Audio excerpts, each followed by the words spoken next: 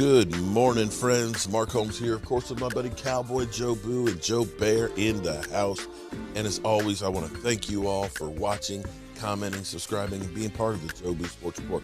Because without you guys, as well as you lovely ladies, this literally does not work. So let's get open for business here, and let's wake up the football gods. Wake up, guys. Wake up. How are you guys doing today on this hump day? My God, I don't know if you've realized this, but time is flying by. Take a look down here, guys. We are 15 days, 10 hours, 34 minutes, and 25 seconds away from kickoff against the Tampa Bay Buccaneers. Remember when I started the clock for the season? It was 122 days. 122. Boom.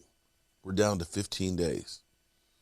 It's coming fast and furious. Like I said, it's already hump day, and I guess it's going by a lot faster because the NFL realizes, even though it's preseason, that we can put all these games stretched out on Thursday, Friday, Saturday, Sunday, and Monday and still get people watching. We talking about practice games. Now, not real games.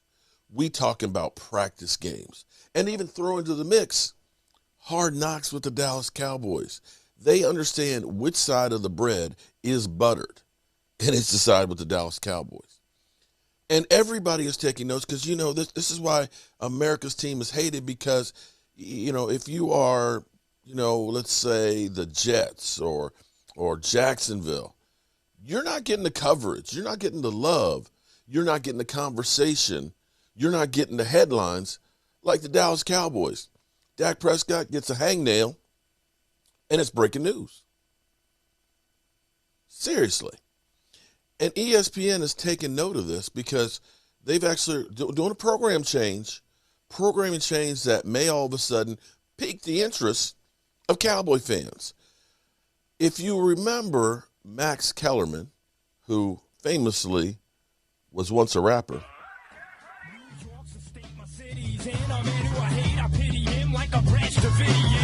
Got skills, got stamina, got hands of stone like the champ from Panama. Drop for body shots, cause I could box. No need for clocks or karate chops. And if you wanna see who the best be, come and test me, come and test me, come and test me. Got stardom, clock get stuck from the top to the big bull yard in the South Bronx. My flavor's good, my flavor's good. Hair city, you're nothing but my neighborhood. New York, so nice, got named twice. And I'm harassing punks like Mike Tyson. And I'll break a novice worse than Pernell Whitaker.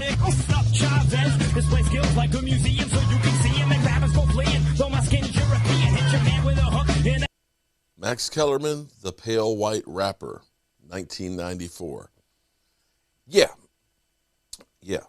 Max is being replaced on the show, and they are in talks with, wait, guys.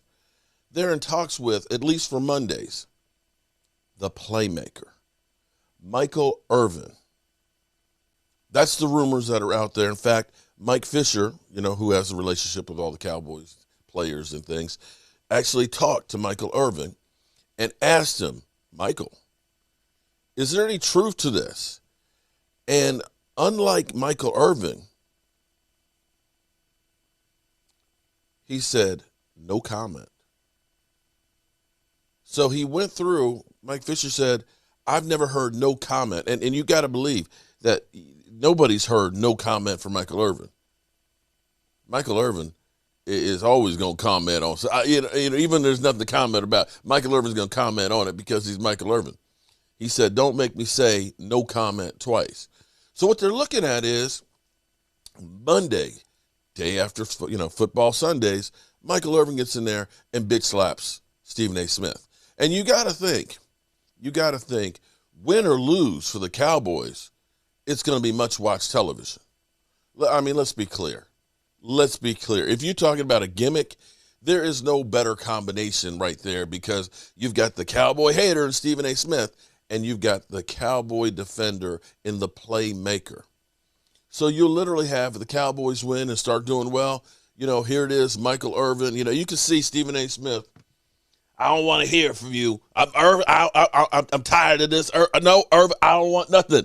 And, the playmaker is going to go up in there, with the football. That's right. I told you, Stephen A. Smith, the Dallas Cowboys are coming. I'm sick of this shit. Okay, you can see it. You can see it. Also in this, they're looking at for the other days of the week, some of the existing ESPN talent, including Marcus Spears. And you can see how that would work too, because again, if the Cowboys are doing bad, Stephen A. Smith's going to be riding Michael Irvin or Marcus Spears. Or if they're winning well, they're going to be, either way, it's going to just kind of take the drama to another level. You've got Skip Bayless, but, Skip. That's beginning to get old. It's beginning to get old, and people are beginning to realize it's the same old Skip, that we're just going to go ahead and say the craziest things and swear that it's my Dallas Cowboys, and you were literally trying to cut them off at the knees at the same time. Michael Irvin, on the other hand, will be credible as a Dallas Cowboy fan. And Stephen A. Smith, who has, we actually kind of busted Stephen A. Smith, if you remember. Stephen A. Smith says, of course, now he's got nothing against the Jones family because, one, Mark Holmes and Jobu Sports actually caught him hugging and loving all up on the Dallas Cowboys at a Super Bowl, and that is a fact. So we'll see if that ends up taking place. We know that ESPN has been looking for the gimmick because with Skip Bayless, they actually entertained bringing him back. Skip Bayless kind of said thanks, but no thanks, because he didn't want to be kind of, co-equal with Stephen A. Smith, and kind of said, I'm the star on my show, or however you want to look at it.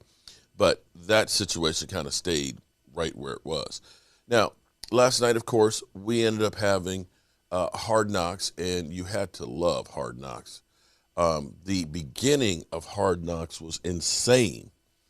And that was the flyover of the star, into the star and around the star. That was freaking insane. That was the best part of the show. In fact, that is worth watching the whole show. If they just said Hard Knocks and we just did the flyover and that was it. It was just, 3 minutes and 26 seconds. I've been good, because that alone was freaking insane. Now, the Cowboys, of course, are getting more into a weekly routine now. They're still having 8 days in between games because we have the final preseason game against Jacksonville on Sunday. We saw a little bit more of Dak Prescott on the practice field, throwing, working out with the team drills and things like that. And they're going to continue to ramp it up regardless of what you've heard, from the Colin Cowherds and everybody else saying he won't be 100%. Quite frankly, is anybody really 100%? There's nobody that goes through that is perfect during the season. But I think Dak Prescott will be fine. That's just my personal opinion, okay? I don't think the Cowboys are ready to, jump off a cliff and, lose sleep over whether or not Dak's going to be there. But what I will say is this. The Cowboys are better ready to weather a little bit of a storm than they were last year. Last year when we lost Dak, let's be honest here. Let's be 100% honest. What did the Cowboys rely on after they lost Dak? Because the Cowboys started out already in the hole with their offensive line. You couldn't look and say, well, we can rely on the offensive line and so on. Zeke Elliott, not having the offensive line coming back from COVID, he didn't quite have it where you could say, we'll be a ground and pound team. The defense was awful. Guys, we were averaging 36 points a game giving up. There was nothing you could rely on there. Once Dak went out, there was nothing left to hang your hat on. And still, quite frankly, the fact that they were 6-10 was a miracle. I mean, take a look at the Eagles. The Eagles had their quarterback, Carson Wentz, their franchise quarterback, until they benched him throughout the whole season. Now, they had a lot of injuries as well, but they still had more pieces than even we had. But yet, that really went down the toilet. This year, right now at least, Our offensive line looks like it's going to be good again. Our offensive line seems to be healthy. But more than that, you may not think that Terrence Steele is very good, that he's, going to be a game saver. But Terrence Steele is night and day better than where he was last year. You can look at, if you have to shift Connor Williams to center. I know a lot of you will remember the game against the Cardinals where there were a couple of bad snaps, but he dialed it in this past week against Jacksonville a lot better. And then you can put Connor McGovern in there. You've got different combinations and you have a little more experience where, if you lose an offensive lineman, you're in a better position. And as much as people will say that the defense is just terrible, I see things in the defense that looks a lot better than where we were last year. So I think if the Cowboys, much like the Cowboys of 2014, where Tony Romo came in after having discectomy surgery, back surgery, and couldn't play in preseason and couldn't really play well the first game, the Cowboys relied on the running game. And this is where you may start out the season where we're not looking to try and break the NFL record of 5,600 and some odd yards passing. We look and say, we're going to run the football. We got Tony Pollard. We're going to do more swing passes and shorter routes. We're going to be hitting CeeDee Lamb, giving him the ball in space in the slot, doing more out patterns with Amari Cooper to allow that arm to kind of get in place. You know what I'm saying? You're better in a position to weather a slower start by Dak Prescott, and ideally get him peaking as the season goes on, because you really need him at the end of the season. That's when you really need him, when the games really count that much more. So with that being said, I'm going to finish this morning video, and of course, I always have plenty more to talk about. I'm going to finish this morning video. Frisco, Texas. With this. The place the Cowboys call home. I hope I don't get copyrighted for it, but this is just freaking insane watching this. If you did not watch Hard Knocks last night, go back and watch it, because this right here, the tour of the star, I'm surprised Jerry Jones didn't charge extra money for this. Look at this. Wow. I wonder if they timed that guy to be jogging down the street there. And this is somebody with skills, too. They got some skills flying this drone. Look at this. I'm not interested in Dak playing preseason. I'm interested in him. Now, that was set there intentionally, a pickup truck with the windows down. You're not leaving the windows down. Look at, perfect timing. Got everybody stretching. And, of course, let's open the door.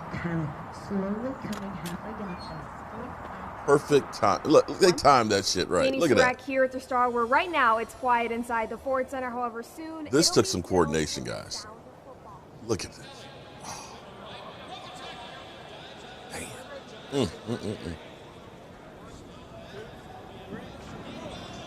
There's nothing like it in all of American sport. It's Texas-sized audacious. A 91-acre campus with everything from a 12,000-seat indoor stadium where the Cowboys practice and local high schools play, to a boutique shopping center and luxury hotel. It's everything you could wish for. I wonder how big of this no wonder they call drone it the Star. That they flew. It can't be real big because they went through the doors.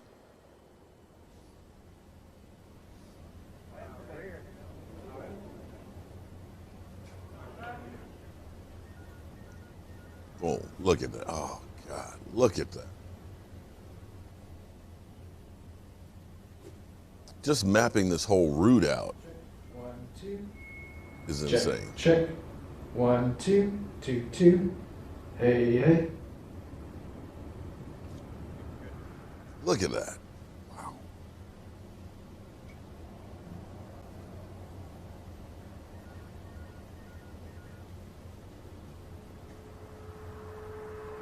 Gotta love it.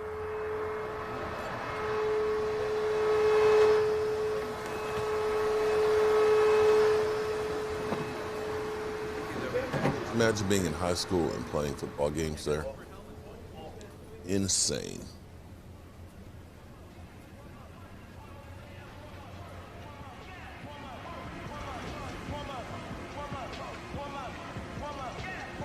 Holmes here, and as always, I want to thank you all for watching, commenting, subscribing, and being part of the Joe Sports Report. Building this place was a heavy lift. It's the realization of a dream. The vision of one man, Jerry Jones.